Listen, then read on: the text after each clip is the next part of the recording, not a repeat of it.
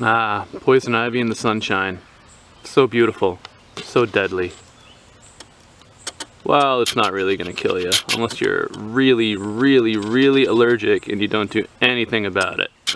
But for the vast majority of people, poison ivy is just going to be a minor inconvenience. There is some serious concern about getting it in your eye though, because then you're going to need to go to the hospital or an urgent care or something and get some steroids.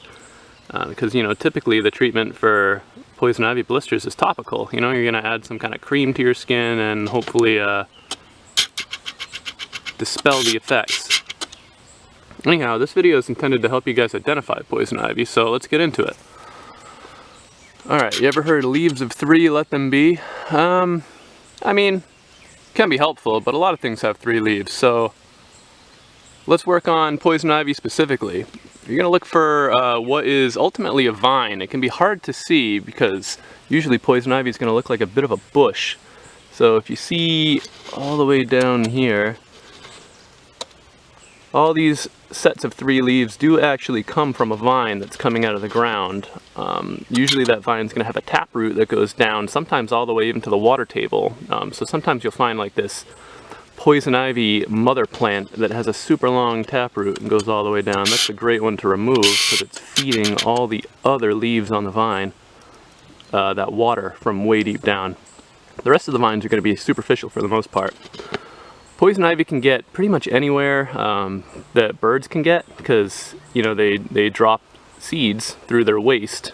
Poison ivy throws off a white berry that's very attractive to birds. So basically it gets everywhere. But you're looking for leaves of 3, smooth margins on the edges. So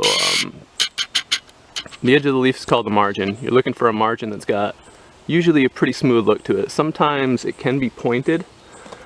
See if we can find a leaf that's got a little more pointiness to it. Here's one on the ground here. It's kind of covered in dirt.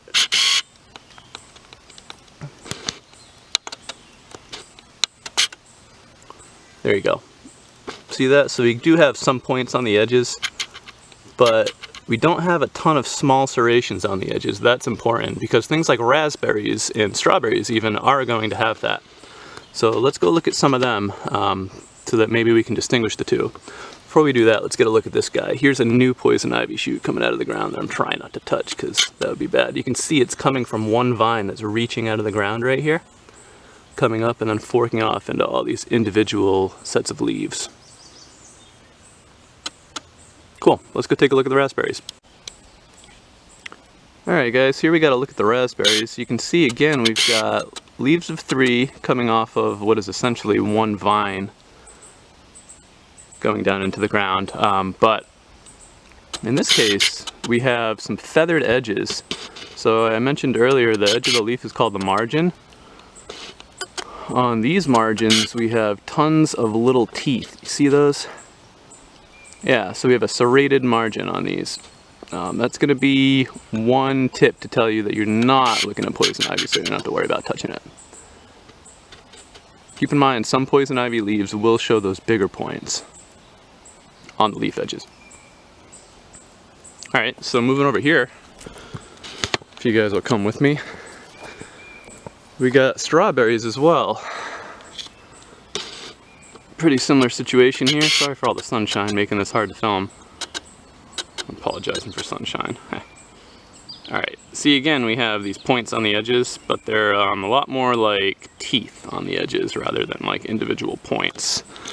So strawberries, you know, no harm touching them. They're fine. We love strawberries. Alright, I just wanted to come back over to Poison Ivy Land to tell you guys a couple of misconceptions I've heard about poison ivy in the past. I was taught originally on my job to look out for red leaves, redder leaves on poison ivy. That's really not going to be true unless you have new growth on the poison ivy, but a lot of things out in the forest have red leaves for their new growth. This oak sapling here included, you can see it's all chewed up, but the point remains. See, this newer growth is kind of red. That's just kind of something that happens for most of the stuff that grows out in the woods, especially little shrubby things like to have red new growth. So that's not necessarily an indicator that you have poison ivy. Now, if you have a crazy poison ivy vine that's been growing well all season long, it might have some red growth to it, you know, a little bit all the time, and maybe make you think that it's going to be red all the time. But established poison ivy like this, nope. It's going to be green. Here's another guy that gets confused for poison ivy a lot. Not so much now. You can see it's got 5 leaflets on each leaf instead of the 3 leaflets. This is actually just a shagbark hickory sapling, just a tree, a very nice native tree around here. But when the growth is very, very new, say you only have these 3 leaves in the frame right now, it looks a lot like poison ivy, like a lot like poison ivy. It takes a bit of a trained eye to know that that's not poison ivy. When the tree is a little bigger, you get these other 2 leaflets creeping in that kind of confirm like, oh, this is a hickory tree. We don't have to worry about that.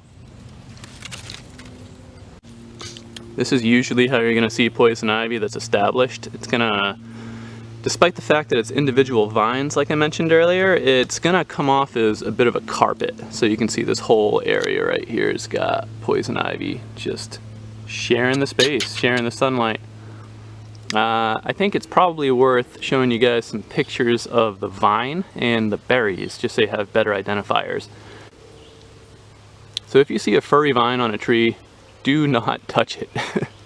Do not show your friends how furry it is and give it a pet or two, you know. I've seen people do that on the job that are new, and that's going to result in a pretty gnarly rash. There are a select few of us that just seem to be immune to the effects of poison ivy, but not this guy. So check it out. We got furry vine, super obvious once you get an eye for it.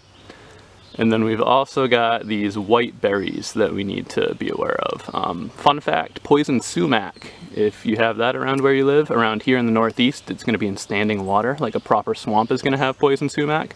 Poison sumac also has white berries on it. And the buds actually look, and the twigs overall, look a lot like poison ivy. That's all for now, guys. If you learned anything from this, please consider throwing me a thumbs up, a like, and you know, subscribe to the channel if you want to see more stuff like this. Don't have too many videos up now, I realize, but we're hoping to add more and more as time goes on. Production quality should get there too eventually.